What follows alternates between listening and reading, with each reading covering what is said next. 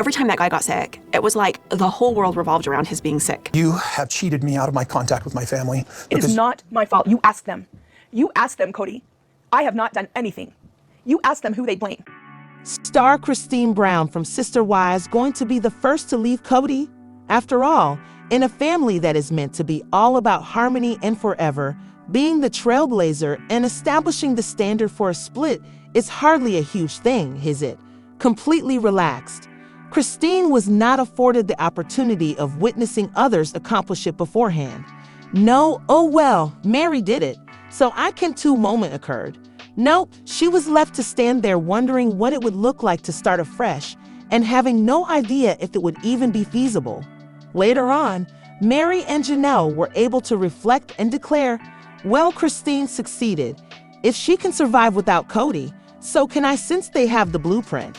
It had to be constructed by her, and Christine was considering more than herself. She had to worry about her children's reaction to her leaving. Welcome back to TLC Flicks. Make sure to give this video a thumbs up. Would Kody attempt to persuade the family to sever all contact with her and her kids? There was no assurance that the entire family wouldn't exclude Yisbel or Truly. Janelle might assume, well, my kids can still hang out with Christine's kids while she leaves in the interim. They'll be all right. No such assurances were given to Christine, but it was still easy for her to justify her decision to leave the family, as she was forced to sit in front of them and explain her reasoning. She also had to deal with Kody grilling her like she was the bad guy, accusations of abandoning the family, yelling at her that she wasn't living the sisterly life anymore, and lots of fun. Of course, Sobin, oh sorry, had to add her phony worry about religion. It's funny how, despite the fact that none of them appeared to attend church, Robyn felt compelled to question Christine about her faith and her decision to leave the marriage. Then fast forward to Mary's spectacular departure. Was she ever going to get in touch with Christine? Say something like, hey girl, remember when I completely didn't support you and smirked when you announced you were leaving? I apologize for it. It turns out that your leaving made me realize that this whole family thing is a lie, and I wasn't prepared to accept that yet. My mistake. Note, radio silence. I can't even begin to express how profound Christine's action was or how much guts it took. It must have seemed to her that she was facing a firing squad, and to be honest, I'm not sure I've truly comprehended how terrible it must have been for her. She obviously completed her homework, but I'm sure there was a ton of counseling and consultations as well.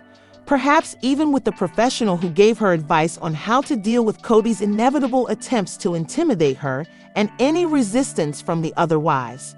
And let's not forget about how masterfully she handled Kody's famous kidney tantrum. Really, Christine would have freaked out, but not me. Mentally, she was already halfway out the door, her freedom her only concern. She was so prepared since she had already put in the necessary effort. I can't even begin to convey how aggravating Sister Wives star Robyn Brown is.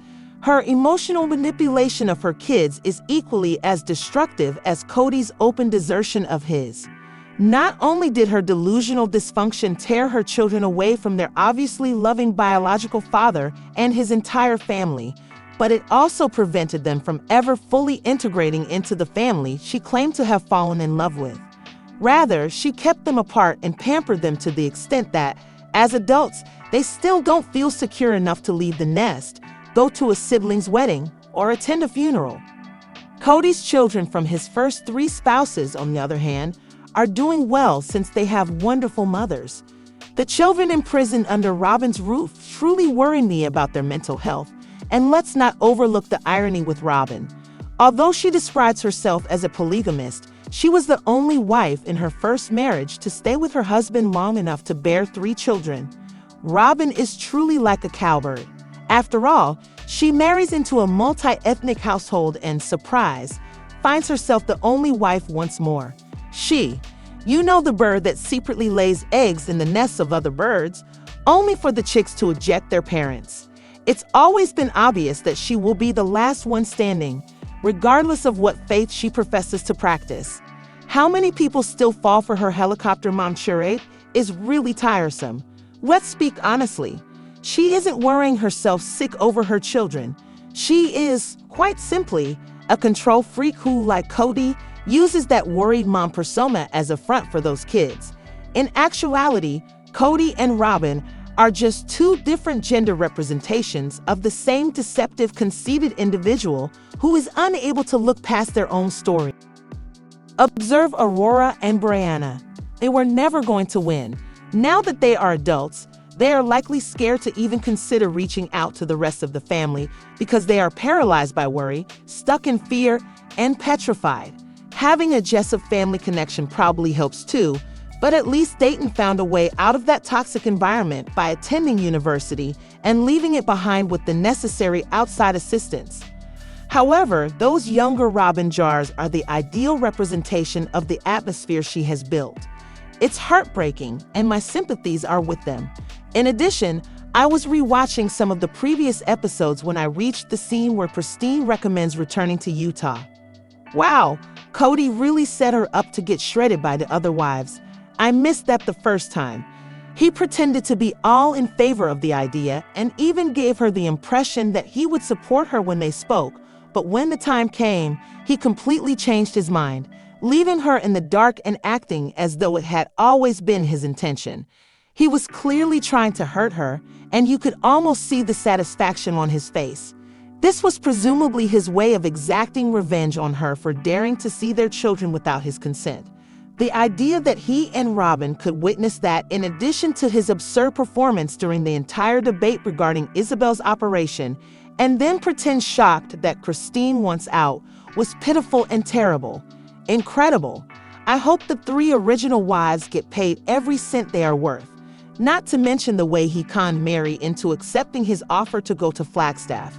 He played her tone, giving her a hug, making insinuations that they would get back together, and talking about how beautiful the new location was and how it changed his perspective on Mary. What a joke. What a piece of work he is. The way Kody acted like he was on board with Pristine and then abandoned her in front of everyone irritates me. Is it just me, or does anyone else recall that Kody initially broached the subject of returning to Utah before Pristine did? Or am I going insane over here? In addition, viewing Sister Wives Season 1 again makes Episode 4 all the more frustrating. It was obvious that they were having financial difficulties. They believed it was a great idea to take on another wife with a large debt and 3 more mouths to feed, even though Janelle actually had tape holding her car window up on the drive to the hospital. What on earth were they thinking?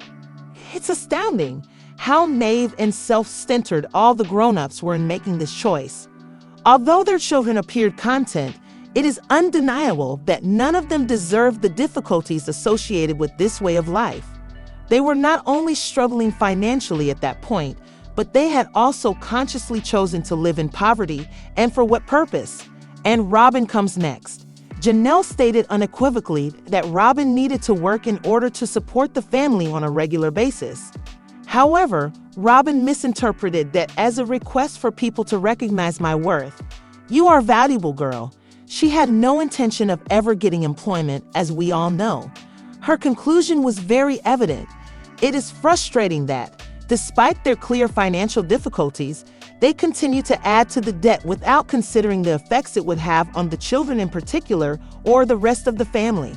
From the beginning, she was treated like a kept lady, living off the labor of the others while making little to no contribution herself.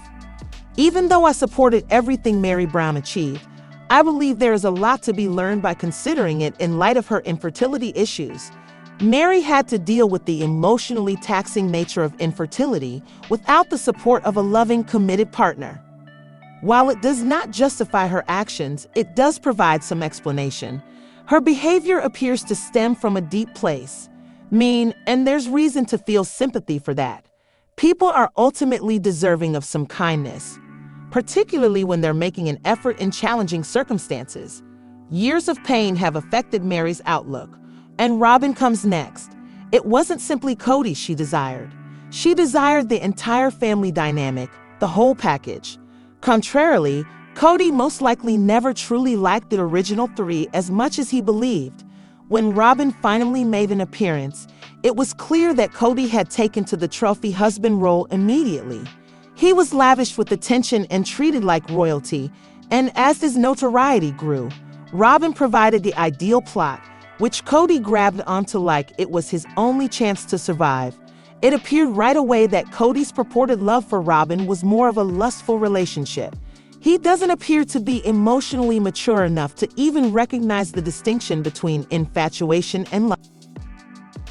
He describes their relationship as though it's some sort of profound love story, but in reality, it seems like he's infatuated with his new bride, who has given him the approval he's been longing for.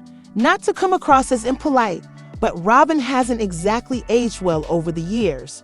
Her appearance was much better in the early seasons, but as her inner ugly and manipulations began to show, it almost seemed as though all of that drama and scheming was manifesting physically, which isn't helping her at all. It's also absurd to imagine that Sister Wives actor Kody Brown has become a worse person as a result of his alleged strong emotional bond with Robyn.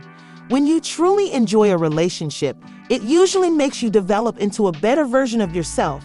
You ought to feel secure, at ease, and patient as a result. However, it appears that Kody and Robyn's connection has had the opposite effect. He has grown increasingly conceited and bitterly happy, rather than feeling thankful for the close relationship he ought to have shared with his first 3 marriages. Humans don't get their kicks from putting others down. They don't attempt to instill misery in others in order to uphold their own conceit. They want everyone to experience the same level of joy that they enjoy. Kody seems to be genuinely content with Robyn, in my opinion. She asks for less, which makes me believe that he feels more at ease with her. While the other women were probably less inclined to put up with his selfishness, she is. To be honest, Kody is lazy and spoiled. He is the type of person who doesn't work hard unless he can immediately benefit from it. For him, Robyn provides a secure haven where he may air his grievances without fear of retribution. I seriously doubt that the other wives would have let him constantly complaining while they sat there. But Robyn gives into it, and it has cost him dearly. With the exception of her children, he has become estranged from his entire family. A spouse who genuinely loves about you wouldn't condone or support such behavior. The funny thing is that, after purportedly discovering genuine love, Kody seems to have evolved into a misanthrope. That doesn't appear to make sense. Instead of making you into a resentful, conceited person, true love should improve you. Furthermore, Robyn and Kody support one another's unhealthy behaviors. Do they not encourage one another to be better persons as a result of their alleged profound connection? No, it's because they both indulge each other's worst impulses and are quite self-serving. There is no mutual growth between them. They are merely allowing one another to indulge in their own egotism. It's a vicious loop that produces nothing constructive. In addition, it's frustrating to see how this family's relocation to Flagstaff actually signaled the beginning of their demise after seeing it again. Granted, the coronavirus made matters worse, but to be honest, leaving their cul-de-sac was a terrible move from the beginning. It appeared as though Kody was just interested in analyzing the market and acting monetarily, giving no thought to the family's emotional toll. Everyone sobs on moving day, feeling as though they were forced to make this decision against their will. It really is puzzling. The decision to uproot the children, Gabe in particular, was egocentric and careless. For this relocation, he had to leave his life and his education behind, but Kody seemed to just plow through it. Then there are Axel and Maddie Aspen, the other adult children who recently moved to Vegas to be nearer to their relatives. Relocating away from them was more than simply a choice. It was a denial of everything they had worked so hard to build, publicize their own life stories. Simply put, I don't see why there was such a rush to abandon a flawless structure. It offered them room and proximity to one another, and it made financial sense. Why discard everything like that? Kody seems so self-centered in pushing for this change. It's difficult to watch, but Kody disregarded everyone's feelings and disregarded all of that in favor of some nebulous yearning for a fresh start, even if the money they had already put in the cul-de-sac might have provided them with the ideal living environment. Was there something he was fleeing? Did he have any intention of running away? Does he even realize how bad it was now? Or is he still too obstinate to acknowledge it? I've always believed Dayton played a major role in Robyn's decision to relocate to Flagstaff. Robyn was obviously not ready to give him much independence at this point, since he was already settling in for college. Mooning was the ideal method to ensure she maintained control over him, even if he was an adult. She couldn't bear the idea of him not being under her control. However, what truly bothers me is that Kody relocated to be nearer to his family, even though his older children had already moved to Vegas. He chose to leave them on purpose, so it's absurd that now he's complaining that they won't go with him to wherever Robyn wants to settle. They don't want to follow him blindly anymore, so he's acting like the victim after pushing them all away. Furthermore, Robyn Brown, a cast member of Sister Wives, has the audacity to tell Kody that he shouldn't leave his children behind while she has done the same with her own. After removing her children from a secure family setting by severing their relationship with their original father, she further distanced Kody's children from him in order to have him all to herself. Given that she has gone through a similar kind of separation herself, it is incredibly hypocritical and utterly evil. Despite having personal experience with the anguish of losing a parent, she doesn't think twice about causing her own children the same kind of sorrow. In essence, she's systematically excluding Kody's other children from her life while using Kody's family as emotional pawns to give her kids the father they desire. It has nothing to do with what's best for the kids or the family. It has to do with Robyn's conceited desire for dominance. It's really aggravating that after everything Kody has done, she has the arrogance to turn around and lecture her about desertion.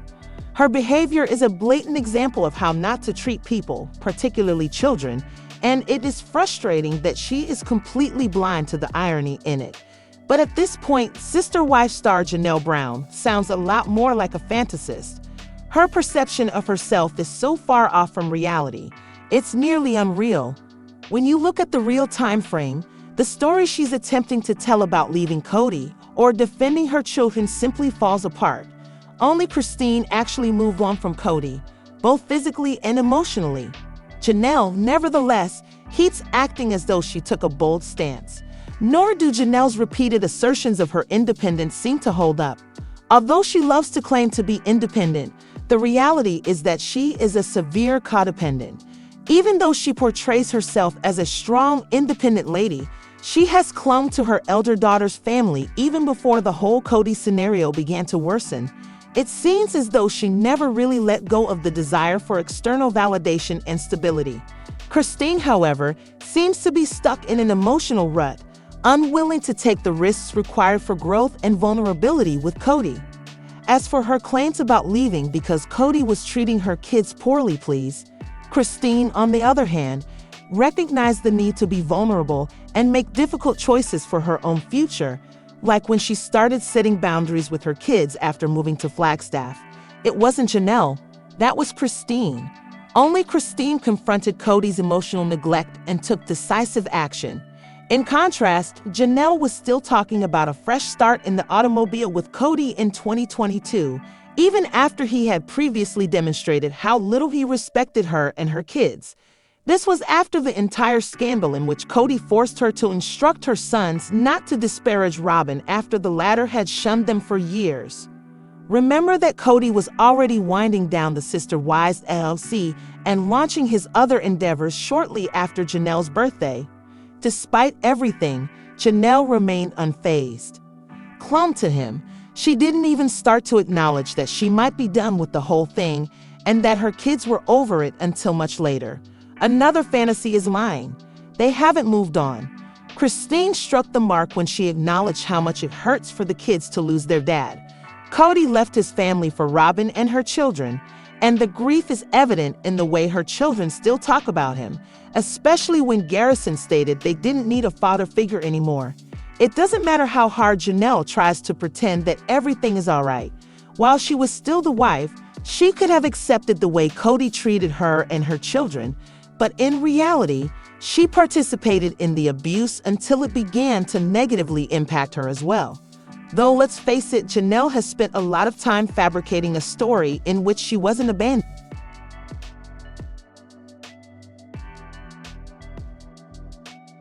She simply lacks the courage to acknowledge it. Rather, she has been disguising herself as a strong, independent lady when, in truth, she was merely a pawn in Kody and Robyn's scheme. I'm so proud of Christine and Mary for having the guts to show their vulnerability and acknowledge how painful it is to be left behind. They weren't afraid to admit how much Kody's actions had wounded them. Christine, in particular, has been transparent about her healing and moving on process, which is, in my opinion, why she's been able to find peace. Since Kody is gradually phasing her out as well, Janelle has clung to Christine's newfound strength in 2023 in an attempt to follow in her footsteps. Ultimately, Janelle's story is a self-deception, and it's becoming more difficult to believe what she says. Before she can fully face the truth of how Kody abused her and her family as well, she still has a long way to go. Rewatching this show reveals a lot more about the contrast in Kody's treatment of the kids with each viewing. Kody's parenting approach is evident in the episode where he was actually teaching his kid to ride a bike, and it also reveals a lot about his emotional distance from his kids. She is genuinely afraid and trying to communicate what she needs: comfort, certainty, and a slower pace. But Kody totally ignores her emotions. Rather than confirming her fears, her attempt to exert some control over her circumstances is met with Kody's dismissal of her worries and enforcement of his own notion of what she should do, telling her that she must ride the bike. Given the circumstances that lie in my body, my choice is almost ironic. You then contrast that with his handling of Aurora's panic attack. The dynamic is very different. Kody shows Aurora, who is nearing adulthood, a level of tenderness that he doesn't really provide her when she is going through an emotional breakdown. He holds her, gives her comfort, and tells her to simply stare at him to feel reassured. It's evident that Kody modifies his actions according to the child's age and emotional state, but it appears that this is more a matter of his comfort level than a sincere comprehension of the emotional needs of each child. It's also critical to note that, despite Kody's increased compassion, his response to Aurora is more reactive than proactive. She was expressing her need for space and patience, but Kody put his demands on her instead. He's reacting to a circumstance, but with Truly, it seems more about his personal need for control and success in teaching her something truly at that moment. Even though he probably believed he was just being firm, there's a lack of emotional attunement to her needs, which could produce a sensation of being emotionally ignored. Regarding Aurora's actions, it's intriguing that you pointed out that Robyn probably helped her develop this tendency. It's simple to understand how an emotional, manipulative relationship could grow over time, particularly given Robyn's propensity to keep her kids close and in check. This wasn't always how Aurora was portrayed. She used to be the gregarious, good-time kid, and it appears that things changed in the family over time. Aurora's behavior was probably influenced by Robyn at first, and the emotional straining and perhaps Robyn's molding of her into a more delicate character contributed to her panic episode. And what a wonderful time it is for her to be able to ride a bike with Diz assistance at last. It's lovely to see her get the support she required. Luminous sun as opposed to being forced into it. She was exactly in need of that kind of kind support years ago. If you are looking for more sister wives gossip, come back to TLC Flicks for all your updates. Bye, guys.